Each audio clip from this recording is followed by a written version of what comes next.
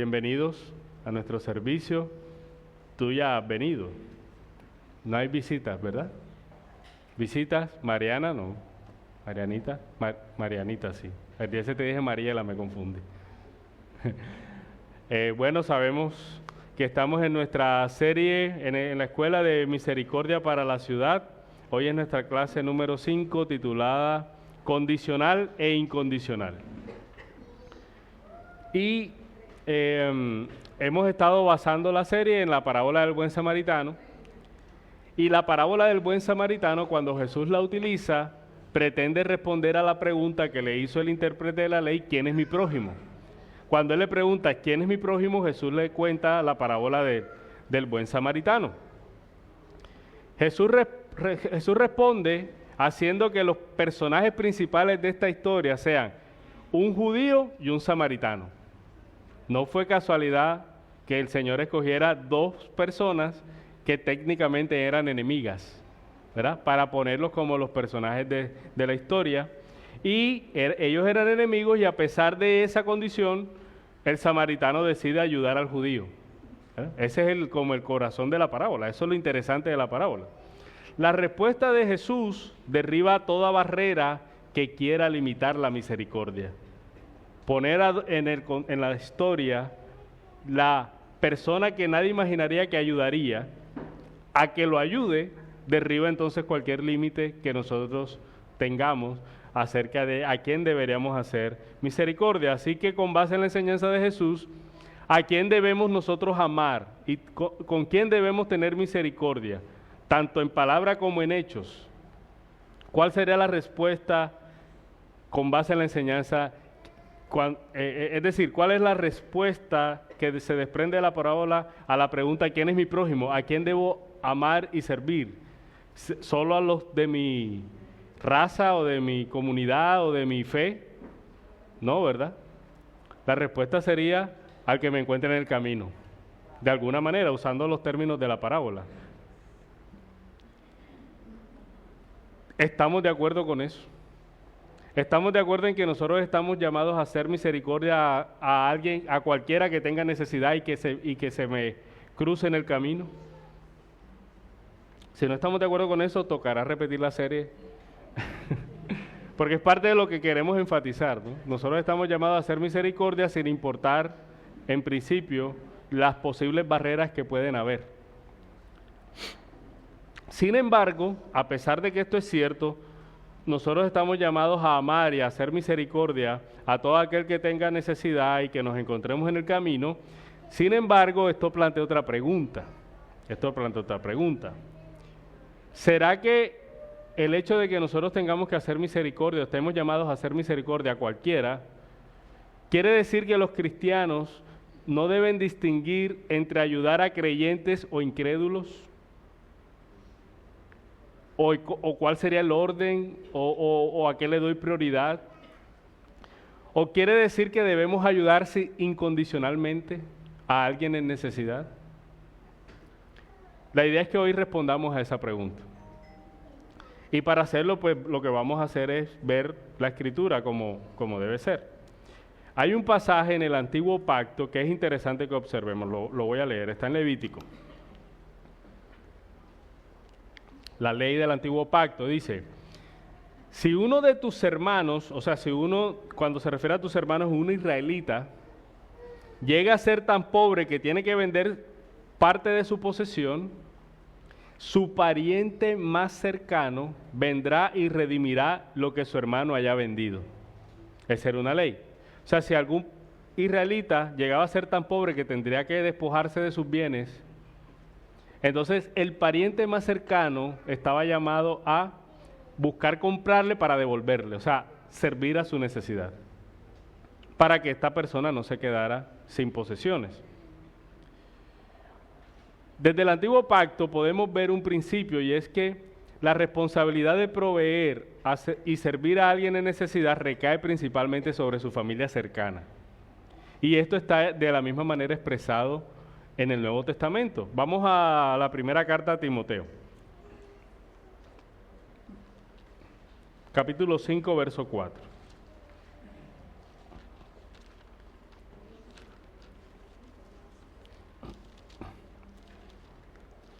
Dice Pablo dando instrucciones a Timoteo, capítulo 5, verso 4. Dice, si alguna viuda tiene hijos o nietos, en ese contexto una viuda quedaba desprovista porque no trabajaban, no tenían ingresos, pero tampoco tenían herencia. Entonces no tenían forma de tener el sustento, ¿no? Entonces una viuda era una persona en una situación de vulnerabilidad, estaba desprovista de lo necesario para vivir.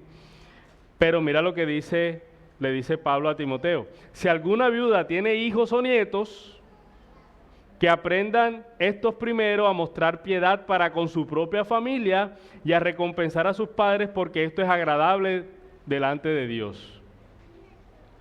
Voy a saltarme al 8, verso 8. Pero si alguien no provee para los suyos y especialmente para los de su casa, ha negado la fe y es peor que un incrédulo.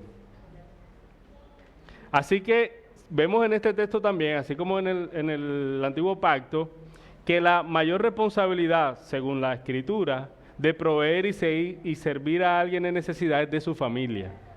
Nosotros estamos llamados a cubrir las necesidades de nuestra familia cercana. Es nuestra responsabilidad y es lo que dice Pablo. Si alguien no provee para los suyos y especialmente para los de su casa, ha negado la fe. Ahora, como hemos visto en varios pasajes que se han estado enseñando desde que empezamos la serie, la iglesia también está llamada a cuidar de las necesidades de los que hacen parte de la iglesia. Y está el texto de Mateo donde Jesús dice, porque cuando hiciste esto por uno de mis pequeños, lo hiciste por mí, se refiere a la iglesia. Está el texto donde Juan dice, si alguno ve a su hermano en necesidad y cierra su corazón y tiene cómo ayudarle y no lo ayuda, entonces ¿cómo va a haber el amor de Dios ahí? Hay un llamado a servir a tu hermano, ¿no? Está Santiago donde dice, si a un hermano no tiene ropa y tú le dices, vete en paz, pero no le das lo necesario, entonces eso no sirve de nada. Entonces hay un llamado a cuidar. Hay otra parte que es muy interesante, lo leíamos el jueves, y es el pasaje de Hechos, los primeros cristianos, ¿verdad? Obviamente ahí no hay un mandato, pero vemos es cómo vivía la iglesia en ese momento, y es que ellos compartían sus bienes para cubrir las necesidades y decían, no había necesidades entre ellos, no había necesidades entre ellos. Cuando hubo una situación, está en Hechos 6, donde hubo un inconveniente porque se estaban quejando de que las viudas que no eran judías no estaban siendo bien atendidas. O sea que la iglesia estaba al cuidado de las personas, en este caso las viudas, como les decía, que en ese contexto no tenían manera de ser sustentadas por sí mismas. Así que desde el principio, cuidar de las necesidades de los que hacen parte de la iglesia era prioridad en la iglesia. En Romanos, por ejemplo, un texto que se ha citado acá también a la hora de las ofrendas, Pablo dice, voy a Jerusalén para el servicio de los santos, le iban a llevar una ofrenda, porque Macedonia y Acaya han tenido a bien hacer una colecta para los pobres entre los santos que están en Jerusalén. Entonces tenemos que hacer misericordia para las necesidades de los que hacen parte de la iglesia, desde siempre ha sido prioridad para la iglesia, ¿sí?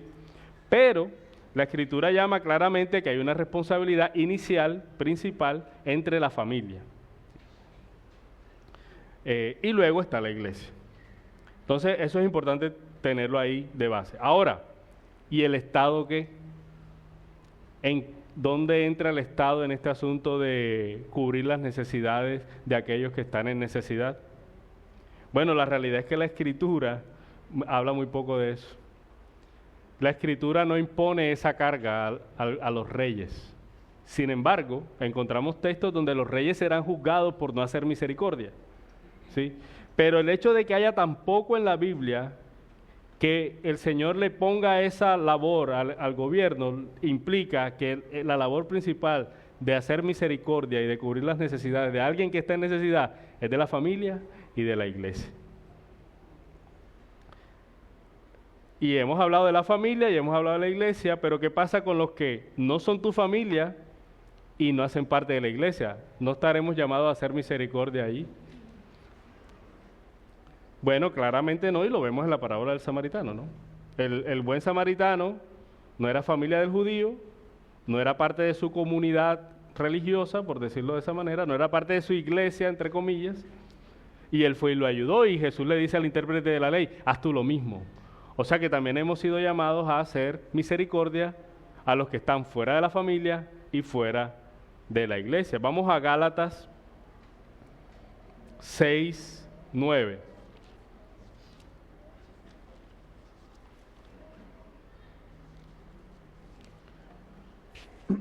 Pablo dice, no nos cansemos de hacer el bien, pues a su tiempo, si no nos cansamos, segaremos. Así que entonces hagamos bien a todos según tengamos oportunidad, y especialmente a los de la familia de la fe.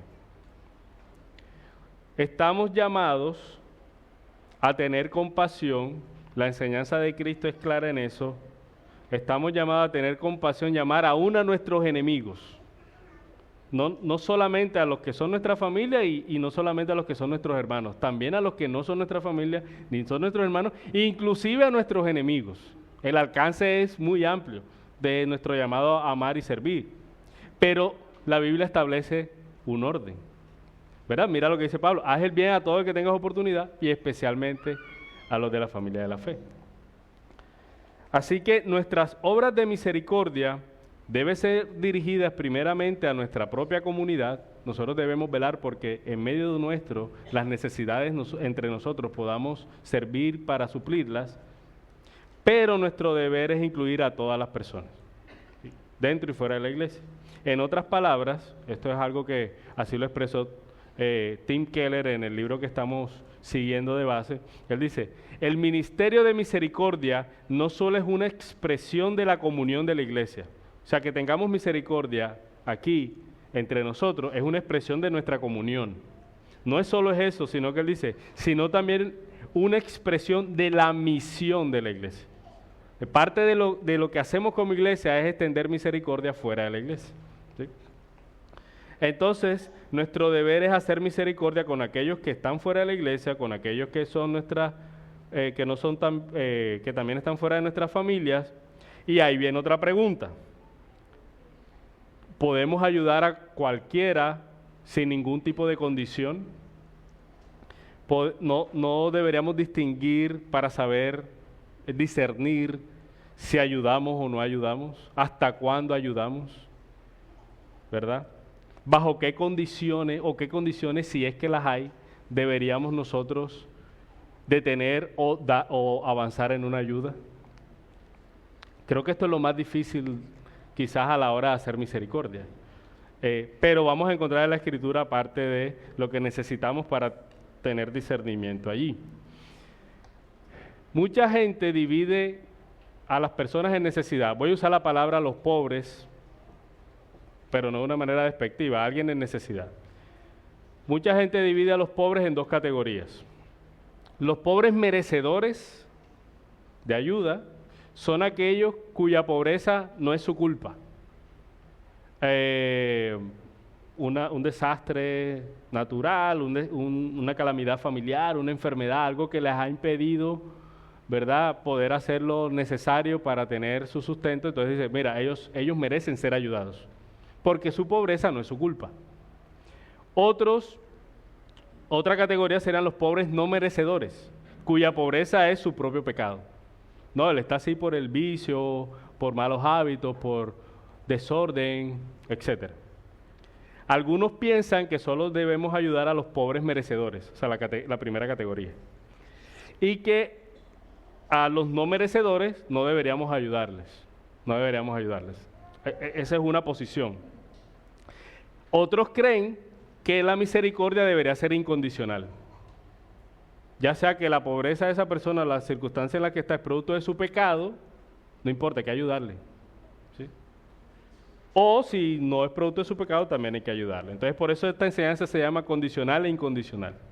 Algunos dicen, no, espérate, establezcamos condiciones para la ayuda, y otros dicen, no importa, No importa quién sea, no importa por qué está en esa situación, no importa lo que ocurra en su vida, vamos a ayudarle con generosidad, ¿sí? Según el punto de vista incondicional, es decir, ayudar incondicionalmente, lo único que limitaría la ayuda es que no tengamos cómo hacerlo. O sea, que no tengamos ni oportunidad ni recursos. Pero si los tenemos, ayudemos. Pero está mal hacer un énfasis inadecuado en condiciones, pero también está mal hacer un énfasis inadecuado en la incondicionalidad. Y hay varias, digamos, textos que respaldarían una postura o la otra. Por ejemplo, Jesús dice, amen a sus enemigos, hagan el bien, no presten esperando nada a cambio. Dice, y así serán hijos de Dios, el Altísimo, porque Él es bondadoso para los ingratos y perversos. Entonces, oye, no hay que poner condiciones. Dios es bondadoso con los ingratos y perversos y nos llama a ser misericordioso como Él lo es, no deberíamos poner condiciones.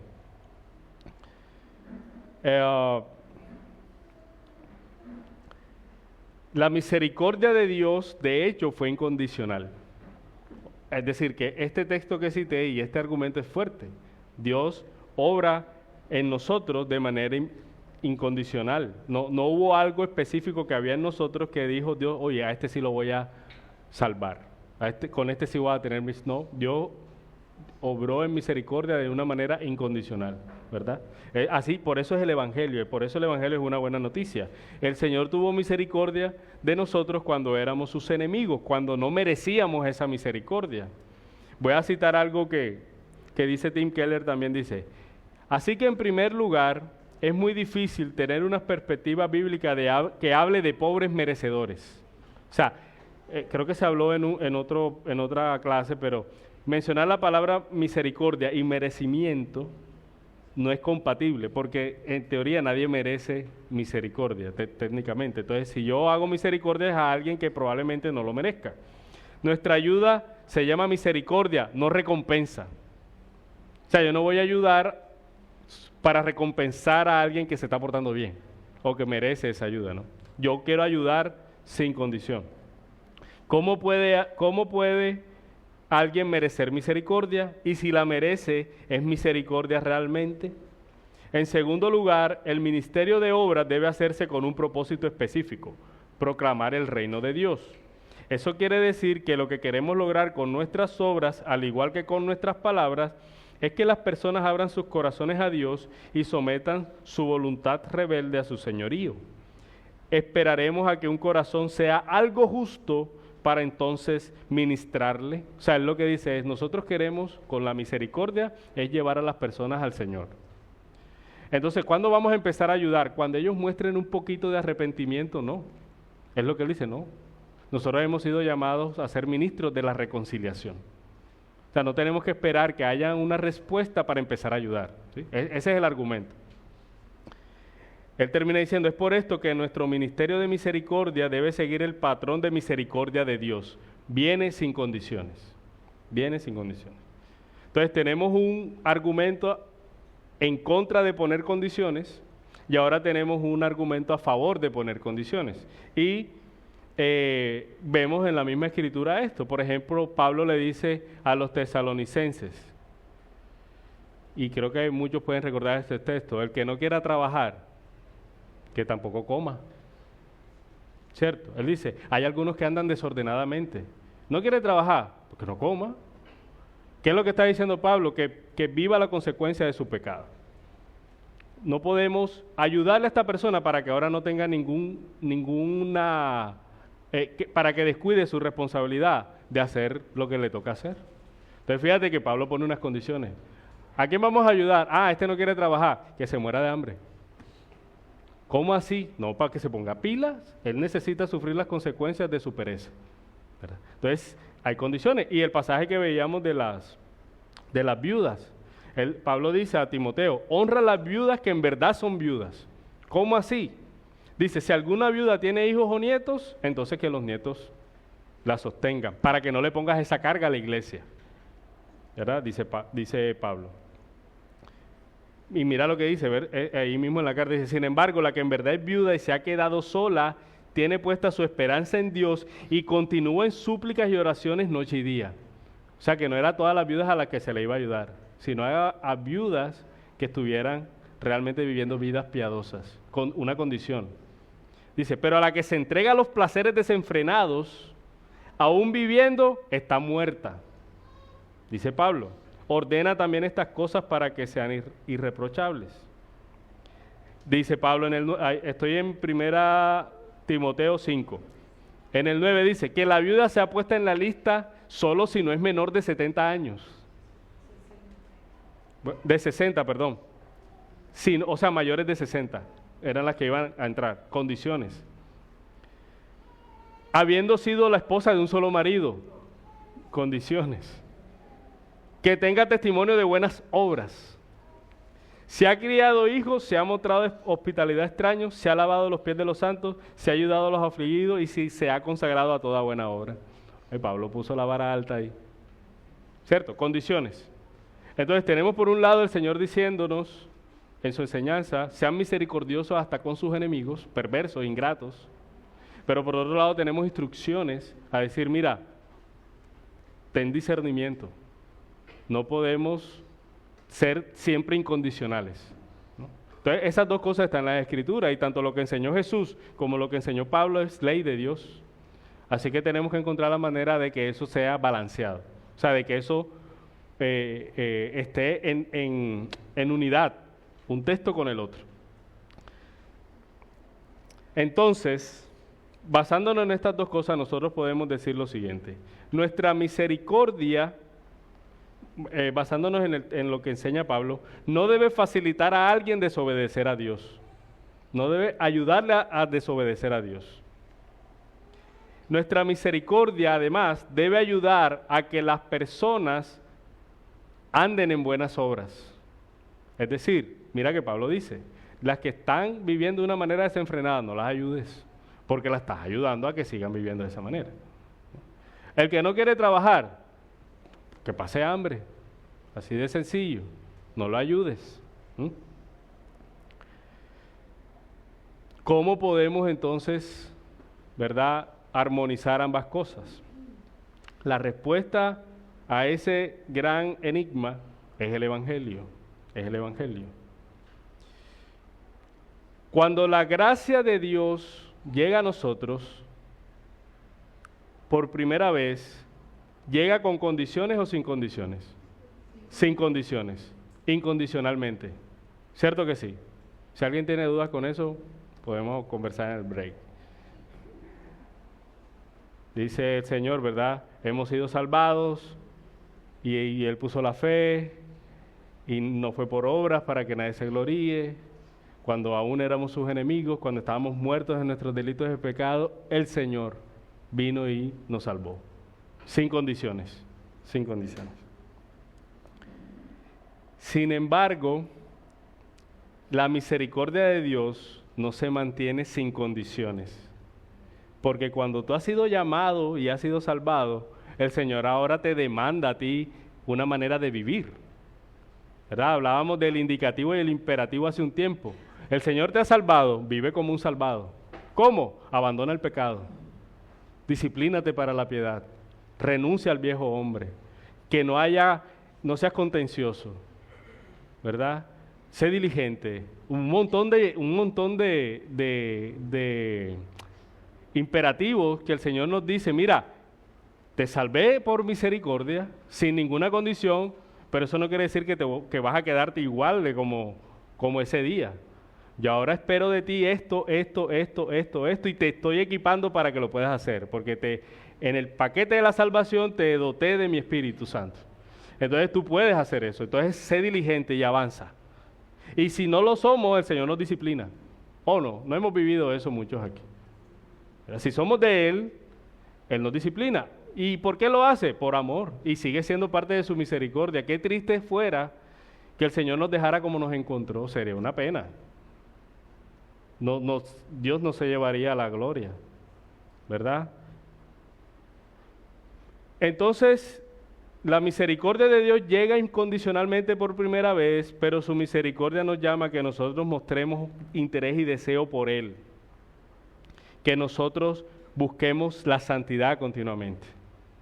¿Y por qué? Porque eso es bueno para nosotros. Porque esa es la única manera de que alguien sea realmente feliz, que busque la santidad, que sea más como Cristo. Eso es lo único que a nosotros nos va a satisfacer. Por eso sabemos que lo que Dios demanda de nosotros no es una carga. Al contrario, es por nuestro bien, es lo mejor que nosotros podemos hacer. Así que entonces, lo que ocurre en el Evangelio, ¿verdad? Sin condiciones al inicio, pero con condiciones después, y pongo condiciones entre comillas, ¿no? Porque vivas o no, si tú has sido llamado por el Señor se ha salvado, tus obras no aseguran que tú sigas siendo salvado. Tus obras lo que hacen es que dan cuenta de que realmente fuiste salvado en primer lugar. Entonces no es que lo que tú hagas ahora en adelante es lo que sostiene tu salvación, no. El Señor te sostiene para que tú andes en buenas obras. El Señor preparó las buenas obras para que andes en ellas, te equipa y te da los medios de gracia que hacen posible que tú lo hagas. Entonces, el que ha sido salvado por misericordia, entonces ahora buscará avanzar en santidad, ¿verdad? Eso es lo que espera Dios de nosotros, ¿eh? Eso es lo que dice la Escritura al respecto. Así que entonces, así como opera el Evangelio, tenemos que considerar esto a la hora de hacer nosotros misericordia. Misericordia. ¿Cómo podemos entonces aplicarlo en términos prácticos? Al principio, nosotros debemos mostrar misericordia a cualquiera que tenga necesidad. ¿Qué condición? Sin condiciones. Si alguien tiene necesidad y nosotros tenemos la manera de servirle y ayudarle, hagámoslo. Hagámoslo. Inclusive, si la causa de su necesidad es por un pecado particular. Si está en esa condición por causa de su pecado, nuestra ayuda inicial debe ser como cuando vino el Evangelio a nosotros, sin condiciones.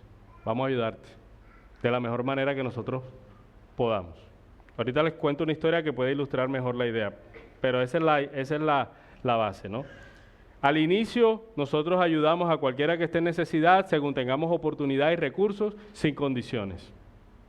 No debemos rechazarlos, considerar, no merece porque él está así por el vicio o por otra circunstancia. Debemos estar alertas a que no nos hagan fraude, pues, hay que también ser sabios en eso, y tampoco vamos a ayudar de manera ingenua, ¿no? Debemos hacer, como se dice en el mundo de los negocios, la debida diligencia. Debemos asegurarnos de que estamos realmente ayudando a alguien que realmente tiene necesidad o que no estamos patrocinando algo. No, mira, que voy a hacer este trabajito y necesito... No, tampoco vamos a ayudar con ingenuidad, pero en principio no podemos decir, no, mira, tú no mereces nuestra ayuda porque tú estás así, porque te gastaste eso en el casino. Bueno, vamos a ayudarte. Debemos dar sabiendo que somos testigos de la gracia de Cristo y como un esfuerzo para acercar a esa persona al Señor. Sabemos ver nuestra misericordia no simplemente como una manera de solucionar el problema de la persona, sino que crea un puente para acercar a esa persona al Señor. Pero no podemos quedarnos ahí cada vez que esta persona ahora, citando el ejemplo de esta persona que está en necesidad porque apostó su dinero en juego, ¿verdad? Cada vez que venga ahí, mira, bueno, vamos a seguirte ayudando. No, tenemos que, así como el Señor, como vino el Evangelio sin condiciones, así nosotros debemos entonces, en la medida en que ayudamos, también esperar algo de respuesta de las personas a las que se están ayudando. La meta de la misericordia no es dar una ayuda inmediata o detener el sufrimiento. Esa no es la meta de la misericordia, sino equipar y edificar a la persona que tiene necesidad para que poco a poco sea autosuficiente. Tener misericordia no es establecer un sistema asistencial, es decir, de subsidios. No. Tener misericordia con alguien que tiene necesidad es ayudarle físicamente con recursos, pero para que esta persona progresivamente pueda sostenerse por sí misma, si está en sus posibilidades, ¿verdad? Eso quiere decir que en amor, con amor y con gracia, debemos exigir cada vez de las personas que se están ayudando respuesta, cooperación, vamos a llamarlo. La misericordia debe tener el propósito de ver la vida de aquellos a quienes ayudamos sometidas al señorío de Dios. Debemos brindar ayuda a las personas para que las personas crezcan en justicia. No debemos ayudar con el fin de apoyar la rebelión contra Dios. Hasta ahí vamos. Entonces ayudamos inicialmente sin condiciones, pero en amor nosotros deberíamos pedir una respuesta apropiada a esa ayuda. ¿Sí? Miren esta historia.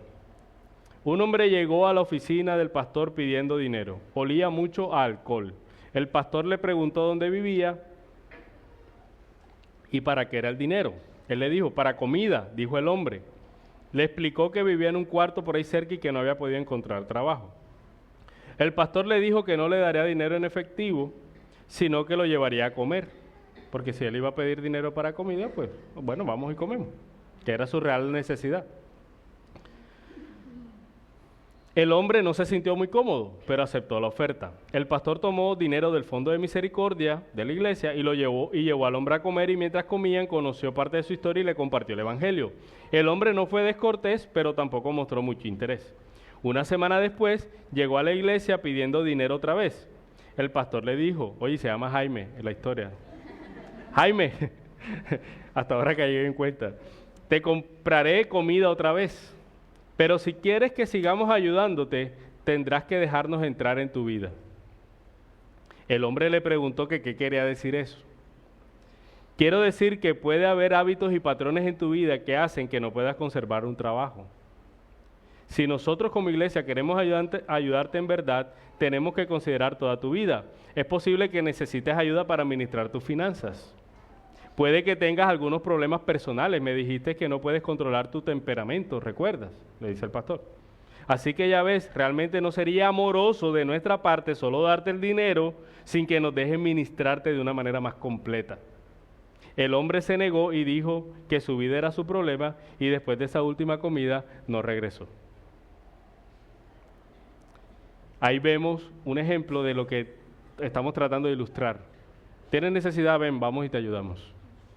Ok, pero no nos interesa simplemente solucionarte ese problema. Y probablemente lo vayas a seguir teniendo. Bueno, ¿cómo te ayudamos realmente? ¿Qué cosas pueden hacer que tú realmente avances y dejes atrás aquello que te tiene en esa condición? ¿Cómo puedes ser autosuficiente? ¿Qué cosas están mal y cómo como iglesia te servimos? Eso es lo que queremos, no simplemente dar por dar. Debemos dar el testimonio de amor gratuito de Cristo a través de nuestra misericordia, pero en algún punto debemos llamar a toda persona a Cristo. Es muy común que sea la misma persona la que decida no seguir recibiendo la ayuda. Suele pasar eso. No, mira, queremos hacer esto extra. No, déjalo así, prefiero que no me des nada. Suele pasar. El problema de hacer énfasis en las condiciones es que no hacemos misericordia según el llamado del Señor, conforme al Evangelio. Y podemos llamarlo esto una postura conservadora, ¿verdad? Antes de dar ayuda tenemos esta lista de chequeo. Si no la pasa, no ayudamos. El problema de ser incondicional es que estamos entonces en una el autor le llama liberal. ¿Estamos de acuerdo? No ponemos condiciones, seguimos ayudando, pero tampoco estamos haciendo nada. Ninguna de las dos cosas responde a la realidad del Evangelio. Como el Evangelio entonces informa nuestra misericordia. Debemos dejar que la misericordia limite la misericordia. ¿Hasta cuándo damos? ¿Hasta cuándo somos misericordiosos? Hasta que la misericordia limite la misericordia. Esa va para Facebook. Está buena, ¿verdad? No es invento mío, es del autor. Dejar que la misericordia limite la misericordia. ¿Qué significa esto? No podemos dejar que la venganza limite la misericordia. Un ejemplo, mira todo lo que yo he hecho por esa persona y así es como me paga. Ya no le vamos a seguir ayudando. A veces el egoísmo limita la misericordia. Esa familia me está explotando. Ya no le voy a ayudar más. Pero Solo lo que puede limitar la misericordia es la misma misericordia. Podemos detener nuestra ayuda si seguir ayudándolo es inmisericordia. Es inmisericordia sacar de apuros a una persona que debe asumir las consecuencias de su pecado. Yo no puedo sacar de apuros a alguien, como el ejemplo de Pablo. Hey, ¿no quieres trabajar? No te voy a tener aquí, porque no te estoy ayudando. Eso es no tener misericordia. Te estoy dañando más. Llevas una vida licenciosa y mi ayuda te favorece para hacer eso. No, lo siento, no te puedo ayudar. Sé que lo siguiente que vas a hacer con lo que te dé es irte a una huaca. Lo siento, no te puedo ayudar. Sé que mi ayuda lo que hace es que tu papá no trabaje. Lo siento, no te puedo ayudar. Me duele que pases necesidades, pero no te puedo ayudar. Porque sería no amarte. Al contrario, te estaría odiando si te ayudo. Por eso decimos que la misericordia limite la misericordia. Es posible que a veces tengamos que decir, ¿sabes qué? No te hemos retirado la misericordia, solo estamos cambiando la forma. Antes nuestra misericordia la expresábamos dándote cosas que necesitas, ahora te la estamos expresando no dándotelas. Pero seguimos teniendo misericordia.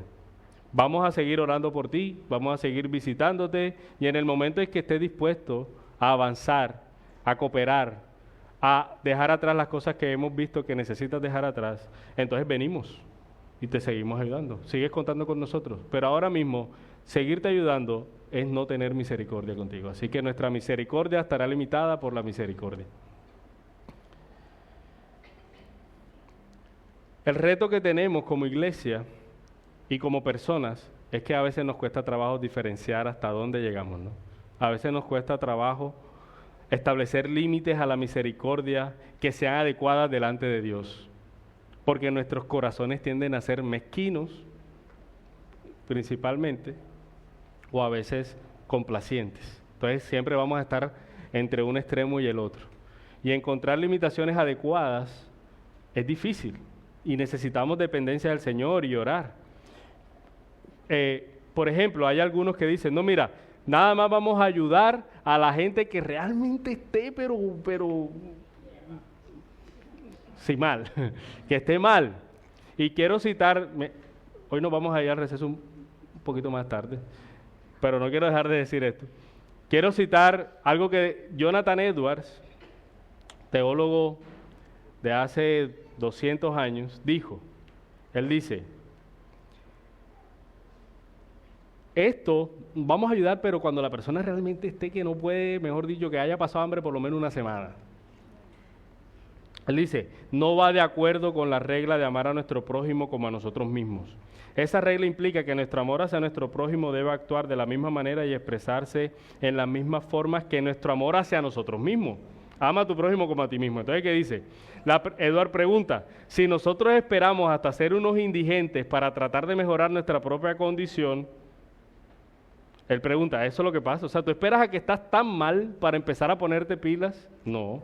Entonces, si tú esperas a que una persona esté muy mal para ayudarla, no la estás amando como a ti mismo, porque tú no harías eso contigo mismo. Dice, debemos estar dispuestos a conseguir la ayuda que nuestro prójimo necesite, aunque sus dificultades no sean extremas.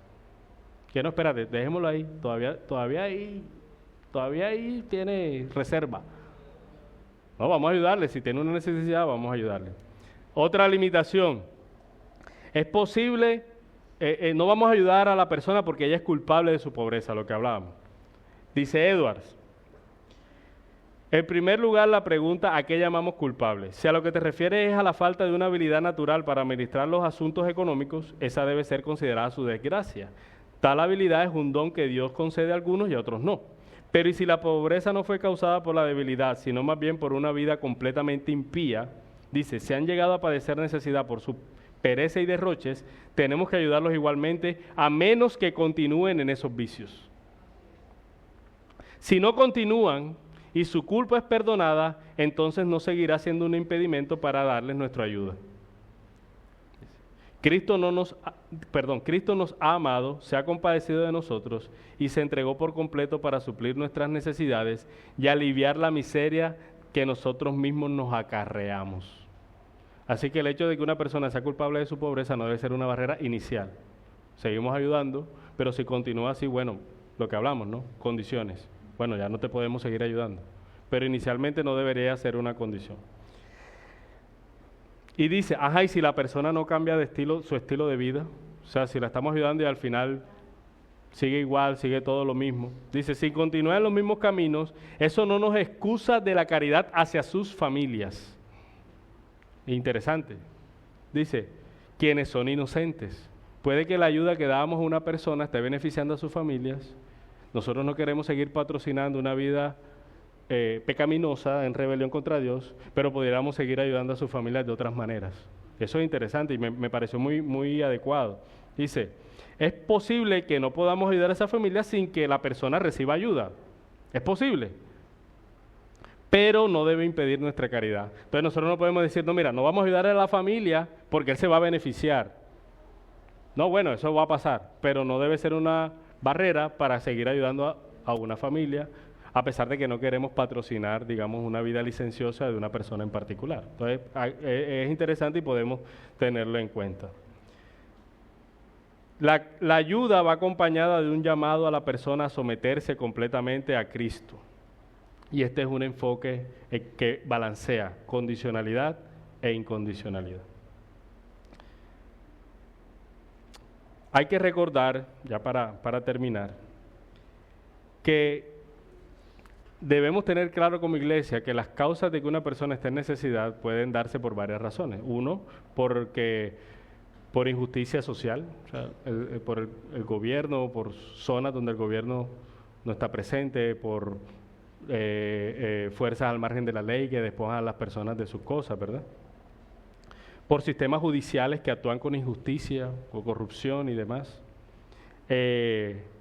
Quizá la persona, la única manera de suplir sus necesidades es someterse a préstamos que tienen una tasa que son impagables y al final le quitan las cosas por eso, un ejemplo.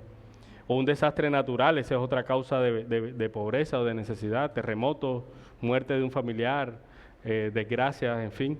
Y el otro es el pecado, ¿verdad? Indisciplina, gasto excesivo, vicios, necedad, etc. Cuando nosotros vamos a ayudar debemos considerar estas cosas. A veces se combinan. A veces la persona vivió una calamidad, es víctima de algo social o del gobierno, etcétera, ¿verdad? A veces el pecado, pero también un desastre. No es tan sencillo como que cada caso es igual o cada caso se puede etiquetar. Pero nosotros debemos tener claro las causas que la persona la llevaron a una condición de necesidad para saber cómo ayudarles.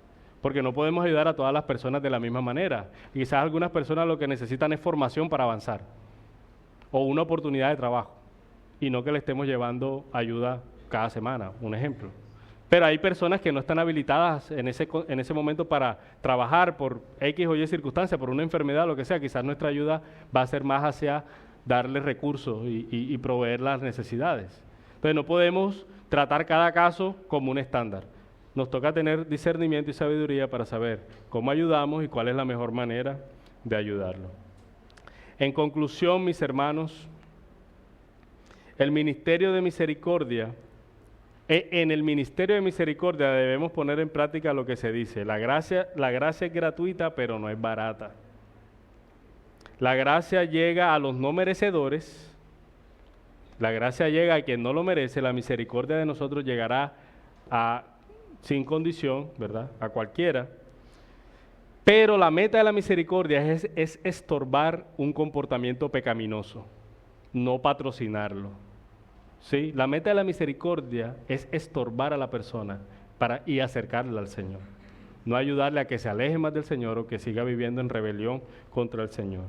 Una iglesia centrada en el Evangelio ayudará a los incrédulos y lo hará gratuitamente de la misma forma en que predica el Evangelio. Nosotros no ponemos condiciones no deberíamos pues poner condiciones para predicar el Evangelio. De la misma manera lo hacemos con la misericordia, pero nuestro amor no es un sentimiento. Nuestro amor no es un sentimiento. Nuestro amor es un deseo de producir que esta persona sea sanada de cualquier situación que tiene, pero que también se produzca un cambio en sus vidas y que se sometan al Señor. Todo lo que nosotros hacemos es con ese propósito. Nosotros no estamos aquí como una ONG que aparece cuando en diciembre y vamos a tratar de resolver un problema. Eso no es nuestro llamado. Nuestro llamado es que ese sea un puente para acercarlos a Cristo y buscar la manera de estorbar, como decía, el pecado de otros a través de la misericordia. Si no hacemos eso, entonces nuestras obras de misericordia no han alcanzado su propósito. Vamos a orar.